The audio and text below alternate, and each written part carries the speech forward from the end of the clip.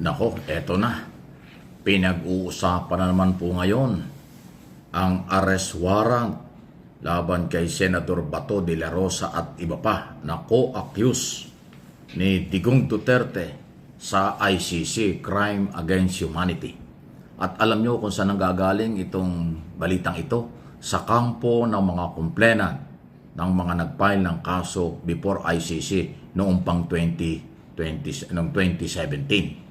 Ang grupo ni Trillanes, grupo ng mga abogado ng complainant. Alam nyo, ito po kasing grupong ito ay tumaas ang kredibilidad sa issue ng usapin ng warrant of arrest nang mapatunayan kahit hindi eksakto yung mga date na sinabi nilang lalabas ang warrant, napatunayan kasi kay Duterte. Napaulit-ulit nilang sinasabi, monthly may darating ng warrant, kinakantsawan sila. Hindi naniniwala sa kanila yung mga Duterte. Puro fake news daw, puro propaganda lang. Ay nagkatotoo. Inaresto nung last March, nung Marso si Duterte. Di ibig sabihin hindi fake news ang kampo ng mga complainant. Ngayon ito na naman. Umiinit na naman po ang kailang mga pahayag na sila'y naniniwala na sa lalong madaling panahon, anytime, ibig sabihin, lalabas ang arrest warrant laban kay Bato de la Rosa, dating PNP chief, na co-accused sa kaso at iba pang mga retired general at kung sino-sino pa dyan. Posible po na mangyari yan. Kasi ito pong mga complainant, abogado ng mga biktima, merong access, meron pong authority yan na kumuha ng update, bigyan ng update sa galawan dyan po sa ICC. Kasi sila ay,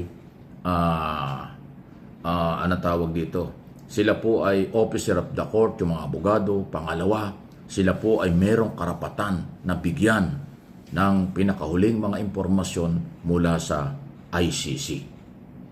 Okay? Natural, sa kampo ng mga pwedeng maaresto na may mga kaso dyan, magdi-deny. Ganun lang yun eh. Pero siyempre, dahil nasimula na, alam nyo yung pagkakahuli kay dating Pangulong Duterte, yan po yung napaka-tindi ng epekto sa mga co-accused, yung kasama, kung di ako kakamali, 10 yata sila dyan. Nasa listahan si Sara Duterte, Bato de la Rosa, mga general na di umano'y nasangkot doon sa tukhang operation paglabag sa karapatang pantao. Ang sistema ho kasi sa ICC, hindi lahat, pag naglabas ng warrant of arrest, lahat ng pangalan nandun. Di ba dito sa Pilipinas, sa ating korte, pag nagpalabas ng warrant ang judge, kung 5, kung gaano karami yung suspect, lahat isang pangalan, nakalista ang lahat ng pangalan sa isang court order, warrant of arrest. Ganon sila eh. Sa ICC po hindi. Bawat isang warrant, isang tao. Parang ganon ang lumalabas.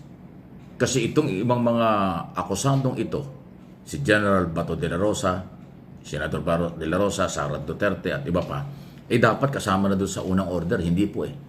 Kaya nga si Duterte lang inaresto, siya lang nandun sa warrant of arrest na dala ng ICC.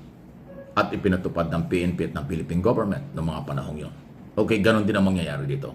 Kaya ako, personal ko pong opinion, okay, malamang mangyari na nga ito. Kasi itong impormasyon sa iso ng bagong warrant of arrest ay galing ulit sa kampo ni na Trillanes at mga abogado ng biktima na inuulit ko, meron silang karapatan bigyan at kumuha ng impormasyon sa ICC kung ano, dahil sila po ang complainant ng kasong ito. Tingnan natin kung sino at kailan. Pwede ring nandito na yan, hindi pa lang ho pinatutupad. Kasi mayroong malalim na pagpaplano. Hindi naman kasi ganun kadali ho yan eh. Katulad nung kay Duterte. Bago dumating yung warrant of arrest, matagal na pinagplanuhan.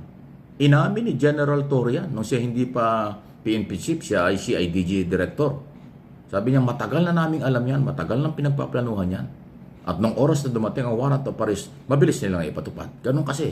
Kaya itong kay Bato, kay Sara, at iba pang mga akusado dyan sa isong yan, kasama na ho yan sa pinagpaplanuhan ngayon ng mga otoridad. Pero dahil yan ay operational matter ng ating kapulisan, law enforcement agency, hindi na natin tatalakayin yon.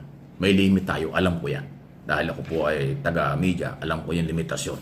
Hindi na natin pwedeng talakayin kung ano yung merito, o ano yung merito, yung operational matter ng ating otoridad. Pero ang akin hong opinion, yan ay napagplanuhan na, pinaghandaan na kung ano ang kailang gagawin. Para sa oras na dumating ang warrant of arrest, through ICC, madaling ipatupad yan. Ayan, okay? Hindi naman ho pwedeng pagtaguan ni Bato ang Senado.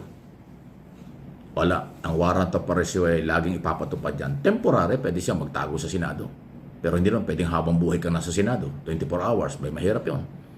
At hindi naman siya pwedeng hindi arrestuin pag may warrant of arrest. Eh, kung si Digo nga daming bodyguard at kung sino-sino pang mga abogadong katabi. Hinuli ni Torre. Pinusasan pa nga si Salvador Milaldea. Di ba? Kung hindi umalis yung mga abogado, lahat yun pupusasan ni Torre. Ganong katapang si Torre. At lalo na ngayon, PMP chief na, di mas matobli ang tapang niya. Dahil lahat ng pulis susunod sa kanya. Eh kung nung araw director siya ng CIDG, nagawa niya yung paghuli sa dating Pangulo, ngayon pa kaya? Tapos Vice President, Senador, at kung sino man, ay nako, huwag niyong subukan si Torre. Iba ang dating ho ng mamang yan, may tapang, talino at merong prinsipyo. Okay, ano ang inyong masasabi dyan? Sunod na pag-usapan natin. Nako, alam niyo itong issue ng sabong, kahit na ito 2021 pa nangyari, kailangan talagang tuloy-tuloy po ito na umpisa na ho ang investigasyon at managot na dapat managot. Kasi ongoing po. Ongoing po ang pag-usap. Ongoing po ang pagtalakay ng investigasyon tungkol dyan. Katunayan ay seryoso ang DILG, PNP, NBI, DOJ. Kaya po ito lagi kong tinatalakay para yung pong pamilya ng mga naging biktima ay huwag na mawalan ng pag-asa. Huwag kayong mawalan ng pag-asa. Gagawin po ng pamahalaan ng lahat para mapanagot, makilala sino ang nasa likod ng 100 missing, nawawalang sabongero.